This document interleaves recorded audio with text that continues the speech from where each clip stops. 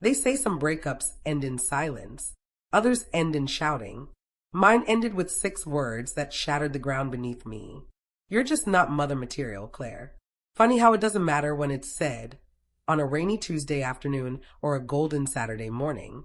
That kind of sentence doesn't care about weather or mood. It only knows how to land like a fist to the gut. Hi, my name is Claire Mitchell, and I didn't become a single mom by accident.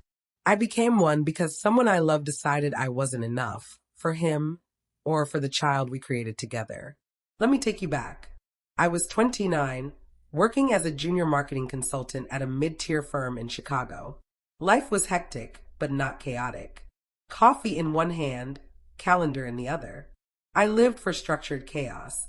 I had a plan, a 5-year trajectory, and even color-coded it like a lunatic. I used to joke that I had meetings with my own goals. And then came Matt. He was magnetic. That's the word I always come back to. A kind of gravity that pulled you in, easy smile, ambitious eyes, always 2 steps ahead of the room. We clicked fast. Dinners turned into sleepovers. Sleepovers turned into toothbrushes side by side. One day, I was reorganizing my spice rack, and he was casually fixing the hinge on my bathroom door like he already lived there. 6 months in, I was pregnant. We weren't trying. We weren't even planning yet. I expected panic from both of us. Instead, Matt looked at the pregnancy test, looked at me, and said, "Well, that escalated beautifully." We laughed. We toasted with apple cider. For a moment, I believed the universe had a sense of humor. But cracks began to show before my second trimester. He wasn't coming to checkups. He stopped rubbing my back when nausea hit like a tidal wave at midnight. He said things like, "You're not glowing, you're groaning," with a smile that didn't quite reach his eyes. Then came the morning. I remember it vividly. I'd made him eggs, sunny side up, because that's how he liked them. I told him I was thinking of switching to part-time in the 3rd trimester, so I could start setting up the nursery, maybe take some prenatal classes. That's when he leaned back in his chair, crossed his arms, and said it. "You know, Claire, I don't think you're mother material." Just like that. Like he was commenting on the weather. I blinked. I laughed, half expecting a punchline. It didn't come. "Excuse me," I managed. "You're so driven. So rigid. You freak out when the barista spells your name wrong. Claire, what's going to happen when a baby's crying at 3 a.m. and throws up on your calendar?" I felt my cheeks burn. I felt my whole body freeze. But I didn't yell. I didn't cry. I just stood up, walked to the sink, and started washing the plates. He didn't stop there. I'm not trying to be cruel. I'm trying to be honest. You care more about plans than people. Kids need warmth, messiness, spontaneity. That's not you. And then, like the gentleman he no longer was, he added, "I think it's better if we call it. Call it. Like a game. Like a meeting that went off the rails. Like we weren't creating a tiny human together." I wanted to scream. I wanted to shake him by the collar and yell, "Look at me. Look at your daughter or son growing inside me. How dare you dismiss me?" But I didn't, because something inside me knew. If someone can look at you while you're carrying a part of them and decide you're not worthy, then they were never worthy of staying. I packed a bag. Not all of it. Just enough. I left the eggs on the table. He didn't chase me. I moved into a studio apartment 2 neighborhoods away. It smelled like old carpet and detergent. I cried in the shower, cried while folding my sweaters, cried while setting up the rickety air mattress I'd sleep on for the next few months. And then he texted me. 3 days later. "Don't take it personally. You're just too career-minded. You wouldn't know how to nurture." That was it. That was the moment the switch flipped inside me. I stared at those words, reread them 3 times, and felt a fire ignite in my chest. Not sadness, not loss. Fuel. That kind of cold, electric determination that turns women into warriors. You think I'm not mother material? You think nurturing is softness and lullabies? Watch me. That night I didn't cry. I pulled out my laptop. I researched prenatal nutrition, downloaded parenting ebooks, made a budget plan for single-parent income, and then I did something radical. I opened a blank Google Doc and wrote at the top, "How to become a damn good mother alone." I wasn't going to beg. I wasn't going to break. I was going to build. And the first thing I built was my belief. Because motherhood isn't about perfection. It's not about homemade baby food and alphabet rugs and Instagrammable nurseries. It's about love. About staying when it's hard. Showing up when you're tired. It's about being the lighthouse when someone else is learning how to sail. That was my beginning. The moment the world expected me to fall apart, and I chose to rise. Not in spite of being alone, but because of it. And that's how my story started. Not with a fairy tale, but with a fire. The thing about rock bottom, it's oddly quiet. There's no dramatic music, no grand spotlight. Just you, a cracked mirror, a quiet room, and the question, what now? The days after Matt left weren't heroic. They were messy. I ate kin soup for 3 meals straight. I lived in sweatpants with an elastic band that didn't dig into my growing belly. I tried not to look at couples in grocery stores. And every night, I touched my stomach and whispered, I'm still here. I'm not going anywhere. At first, the words were for the baby. Eventually, they were for me too. I started to document everything. Not just doctor visits or baby names. I wrote about how terrified I was. I wrote about the guilt I felt for choosing him. I wrote about the loneliness of walking into baby stores and feeling like the only woman there without a partner at her side. And then, I wrote about the strength I didn't know I had. The moment I fixed the leaking kitchen tap with a YouTube tutorial. The moment I walked into my boss's office, belly first, and said, I'm not disappearing. I'm becoming more. She blinked, nodded, and gave me the flexibility I needed. The moment I went to my first prenatal yoga class alone, sat next to 2 women gossiping about diaper brands, and said with a soft smile, mind if I sit here? They looked at me like I'd grown wings, but they nodded, and that was enough. One night, about 6 weeks before my due date, I opened that same Google Doc and added a new title, The Mom Blueprint, a survival guide for doing it alone. It was just notes at first, things I was learning on the fly. How to stretch $1. How to register for a breast pump through insurance. How to respond when people said, where's the dad with that look? My answer, not here. But I am. I posted little pieces of my journey online, anonymously at first. I didn't expect anyone to notice, but they did. The first message came from a woman in Denver. I needed this today. My ex left at 7 months. I thought I was alone. Then another from Ohio. You wrote my story. Thank you for making me feel seen. Suddenly, my inbox became a kind of confession booth. Women poured their hearts out. Some were left. Some chose to leave. Some had partners in the picture, but still felt alone. And they all said the same thing. I wish someone had prepared me for this. That's when it hit me. Maybe Matt was right. Maybe I wasn't the mother he imagined, soft, agreeable, endlessly nurturing. But I was the mother I needed to be.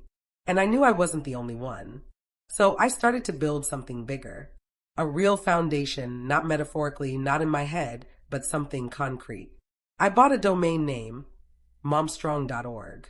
I made a logo on Canva, nothing fancy, just a heart holding a single star.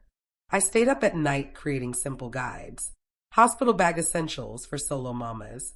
Questions to ask a pediatrician when you're alone in the room. Emotional first aid. What to do when you feel like you're failing. I called it a foundation before it really was one. Because words matter. If you speak about something long enough, treat it like it's real. Eventually, it becomes exactly that. By the time my daughter, Lily, was born, I had 300 subscribers to my weekly emails. By the time she turned 3 months, I had a forum with daily threads, women lifting each other out of their own personal trenches. And by 6 months in sleep-deprived and running on coffee, I applied for nonprofit status. The mission? To build a space for single moms that wasn't just about survival.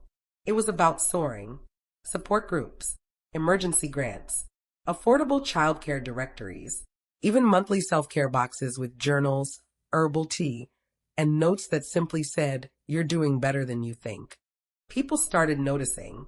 Local news did a story. Chicago mom builds a village she never had. A donor offered seed money after reading a blog post titled, The night I rocked my baby alone and realized I was a damn fortress. That headline went viral. I was called brave, resilient, empowering, but I was also still tired. Still waking up at 2 a.m. with spit up on my shoulder. Still juggling nap schedules and board meetings. Still having nights where I stared at the ceiling and wondered if I was screwing it all up. And every so often, Matt would text, never to ask about Lily, never to check in, just little ego-flavored crumbs. Heard you started some kind of mom blog. That's cute. Still doing that single mom thing? How's that working out for you? I never replied. Because here's the thing. Men like that want a reaction. But I'd already given him one the day I walked out. And now I was giving the world something else entirely. A platform, a blueprint, a revolution for women who had been told, just like I was, you're not mother material. We are. We always were. You just didn't know what we were made of. You never really know the size of your voice until it echoes back. A year into launching Mom Strong, I found myself speaking on a panel at a women's leadership summit in Dallas. I stood on a stage in front of 300 strangers and told the truth I'd once whispered only to my bathroom mirror. I said, I wasn't supposed to be here. Not according to him. But I'm here because I stopped asking for permission. The applause came slowly at first, then like a wave crashing down. One woman sobbed openly in the front row. Another raised her hand and asked if I could mentor her. I blinked. Me? A mentor? The girl who once Googled how to survive labor alone. But that's the thing about becoming your own rescue. Others start to believe they can too. After the event, a young woman approached me in the hallway. She was maybe 20, baby bump peeking from beneath a borrowed blazer. Her eyes were heavy with worry. She said, my boyfriend left when I told him I was keeping the baby. I'm scared. My mom says I've ruined my life. But when you talked up there, I didn't feel small. I felt capable. Her name was Jasmine, and I will never forget what she said next. You made me want to fight for myself. Can you teach me how? That night, in my hotel room, I created a folder on my laptop titled, The Rising Mamas Program. It started with Jasmine. Then there were 5 more. Then 12. Women who didn't want pity. They wanted power. We taught resume building, budgeting, parenting under pressure, setting boundaries, navigating courtrooms, and loving yourself when no one claps for you. We met weekly on Zoom. Babies on laps, bottles in hand, sometimes with tears, always with truth. These women, they weren't statistics. They were hurricanes in hoodies. They were the pulse of something bigger than I had ever imagined. And still I doubted myself. Some nights, after Lily went to sleep, I'd stare at the ceiling wondering if I was qualified for any of this. I wasn't a licensed therapist. I wasn't rich. I wasn't famous. All I had was my story, and a relentless refusal to shut up. And then something happened that shook me more than anything Matt ever said. One night, I received a message from a woman named Rebecca. She wrote, I was going to end my life tonight. My son was asleep. I had the note written. And then I found your blog. I read one line over and over. You're not broken, you're building. I didn't do it. I'm crying while I type this. Thank you. You saved me. I dropped my phone. I couldn't breathe. Couldn't blink. I read her message 3 times. That night, I sat by Lily's crib and wept, not out of sadness, but out of sheer awe. This foundation, this thing born out of heartbreak and rejection, was saving lives, not just lifting people, saving them. And then came the curveball I never saw coming. It was a Tuesday. I was prepping dinner when I got a knock on the door. Lily was in her high chair, humming to herself, covered in applesauce. I opened the door and froze. Matt. He looked older, paler, like the smugness had melted off his face. For a second, I saw the man I once believed in. And then I saw the stranger he'd become. He said, I saw the article. About the foundation. About you. I didn't realize. He trailed off. I said nothing. Just stared. He tried again. I didn't realize you'd turn it into something real. Something big. I was wrong. I laughed softly. Not bitter. Not triumphant. Just the kind of laugh you let out when irony walks up to your front door. Then he said the thing that nearly made me drop the plate in my hand. I think I made a mistake. I want to be involved. Maybe we could try again for her. He nodded toward Lily. For her. That word hit like an insult. He didn't know her middle name. Didn't know she sang herself to sleep with Twinkle, Twinkle.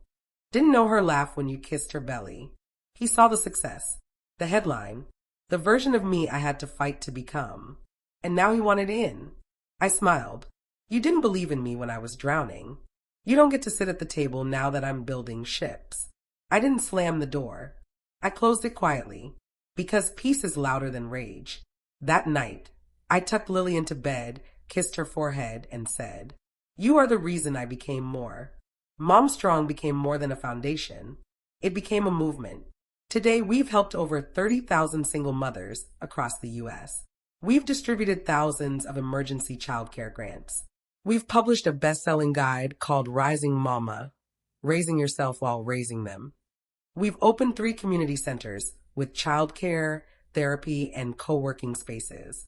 And we're not done, because every time someone says, "You're not mother material," another woman steps up and proves, "Oh, honey, we're not just mother material. We're made of steel, stars, and survival." Have you ever stood on a stage, lights in your eyes, applause ringing in your ears, only to remember the version of you that you used to cry quietly in a grocery store parking lot because diapers were on sale and you still couldn't afford them? That was me last month, standing in front of a packed room in New York City as the governor handed me an award for transformational community impact. My name echoed from the podium. Claire Thompson, founder of Mom Strong, advocate, leader, mother. It sounded surreal, like someone else's biography. And for a second, all I could think was, he said I wasn't mother material. I wanted to laugh. No, scream. But instead, I took a breath, walked up, took the mic, and said, "They say we become who we needed. And once, I needed someone who believed in me. So I became her for myself, for Lily, for every woman who's ever been told she's too broken, too loud, too tired, too poor, too alone, or just too much to be a good mom. We are the material. We're the blueprint, the brick, and the fire in the foundation." The room stood. I looked down and saw Lily in the front row, wearing the sparkly red shoes she picked out herself, beaming with pride. She's 6 now. She reads at a 3rd grade level. She builds Lego castles with secret rooms. She's learning to skateboard. Sometimes she asks me about her dad. I tell her the truth, gently. He didn't know how to love something so powerful. But you are loved more than the moon loves the tides. And she smiles, because she knows she's got me. And I've got her. And we've got a village. Mom Strong now has a national hotline. We've partnered with corporations to offer flexible jobs for single mothers. We launched a mentorship network called Mama to Mama, connecting women from all walks of life. But my proudest moment? Last Christmas, we hosted our first Rise and Reclaim retreat. It was 4 days in the mountains, just single moms, campfires, therapy circles, and the kind of laughter that only happens after a storm. On the last night, I sat with Jasmine, the girl who once asked me how to fight for herself. She's in nursing school now. Her daughter is too. She stood beside the fire, looked at me, and said, "You made me believe I wasn't ruined. You made me see I was rising." I cried, not because I was sad, but because everything I had to lose to get here finally felt like it made sense. Matt? He moved on, tried again with someone else. I heard through the grapevine that he told a friend. Claire was always too much of a dreamer. He's right. I dream in blueprints and battle cries. I dream in community kitchens and late-night diaper deliveries. I dream in stories that start in despair and end in revolution. Because every time someone says, "You're too much," I build a place for women to be exactly that: loud, fierce, loving, overwhelmed, healing. Every email I get that says, "You helped me breathe again," becomes a brick in the house I'm still building. And every time Lily wraps her arms around me and says, "You're my hero," I remember, I am the material. I am the iron thread holding it all together. I am mother. I am woman. I am the storm and the calm after. So the next time someone doubts you, The next time they smirk and say, you're not strong enough, not capable, not mother material, I want you to stand tall and smile. Then say what I say. Maybe not in your story, but in mine, I'm the whole damn foundation.